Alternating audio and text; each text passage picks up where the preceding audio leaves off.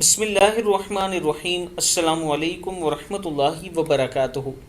عابد راجہ channel کی طرف سے آج میں اپنے دوستوں کو رسول اللہ صلی اللہ علیہ وآلہ وسلم کا ایک فرمان بتاؤں گا۔ آپ دوستوں نے اسے غور سے سننا ہے۔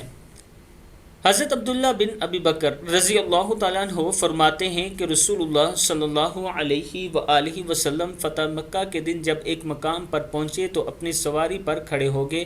اس وقت آپ صلی اللہ علیہ وآلہ وسلم نے سرخ یمنی دھاری دار چادر سر پر باندھ رکھی تھی اور اس کا ایک کنارہ منہ پر ڈالا ہوا تھا۔ جب آپ صلی اللہ علیہ وآلہ وسلم نے دیکھا کہ اللہ تعالیٰ نے فتح مکہ سے سرفراز فرمایا تو آپ صلی اللہ علیہ وآلہ وسلم نے اللہ کے سامنے عاجزی ظاہر کرنے کے لیے اپنا سر مبارک جھکا لیا، یہاں تک کہ آپ صلی اللہ علیہ وآلہ وسلم کی داڑھی مبارک کجاوے کے درمیانی حصے کو لگ رہی تھی۔